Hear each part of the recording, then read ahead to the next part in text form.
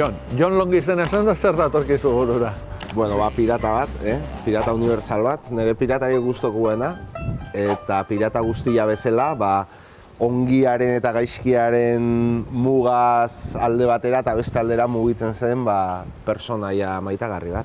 Eta zu azken bola honetan, hemen ari zara mugitzen, hizkuntza gutxituak eta itsasoa lotzen dituen proiektu batean. Bai, hemen ari gera egokitzen eraikin guzti hau San Juan Baleontzia eraiki ahal izateko. San Juan Baleontzia euskal ontzi historiko bat da, 1575an Labradorren Kanadan ondoratu zena, eta ontzi hori berreraikiko da hemen jendearen aurrean, zehazki zientifikoki originala zen bezala, eta gero ontzi hori erabiliko da Europako kultur hiriburutzaren, Donostiko kultur hiriburutzaren enbaxada mugikor bezala. Eta egingo du bidai bat Europako hizkuntza gutxituen mapatik. Ze hizkuntza gutxitu? Hor bisitatuko dituen herrialdeak izango dira Bretaña, Gales, Irlanda, Eskozia, Faroe uharteak, Frisia, eta hor herrialde desente bisitatuko ditu, portua dutena, noski. Eta zer egingo duzu, Egingo deguna da, batetik kultur hiriburutzaren ordezkaritza hori zabaldu eta edatu itsasoz, eta gero ikuskizun bat, hain zuzen ere, hizkuntzaren gaiarekin, eta herrialde desberdinetako artistak elkartuko dira ikuskizun hori osatzeko, eta hizkuntza izango delako Donosti 2016 kultur hiriburutzaren banderatako bat, ezta? Eta beraz, San Juan Baleontziaren bandera ere hizkuntza izango da.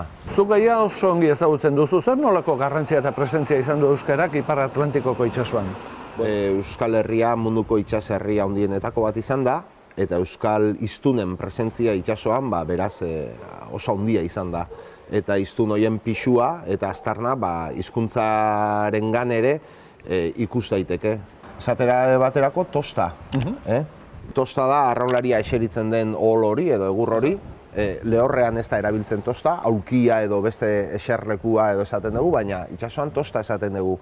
Eta geurea dela pentsatzen edo sentitzen badugu ere, ez da geurea bakarrik, eta konturatu gera, bai Irlandan, bai Bretañan, bai Feroe uhartetan eta ere, tosta hitza erabiltzen dela hortarako, ez da? Oso berezia da. Eta beraz, bidai hori prestatuko duten elkarte horiek osatu duten taldea tosta izena hartuko du. Jon, eta hemen nun gaude? Hemen gaude Albaolan. Albaola itsas kultur faktorian, laizter jendearentza zabalduko dena. Albaola aipatu duzu, baina zer da Albaola bat? Nahi zo ikusi? Bale. Guazen ikusten.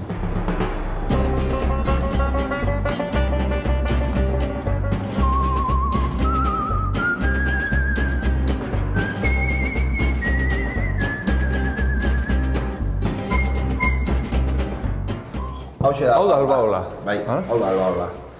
Eta da, garai hartako euskal ontzigintzaren ezaugarri berezi bat. Euskal ontzie bakarri zuten pieza bat.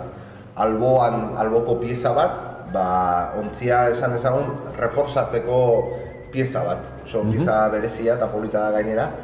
Eta, simbolikoki, izen hori hartu zuen Albaola elkarteak, ez da. Eta badago beste bitxikeria bat, bitxia baina importantea. Bai, hemen daukagun zigilu hau, da UNESCO-ren zigilu bat, eta UNESCO aukeratu zuen bere garaian San Juan Baleontzia, hau da bere maketa, San Juan Baleontzia munduko urrazpiko ondare guztiaren ikur bezala, ez da?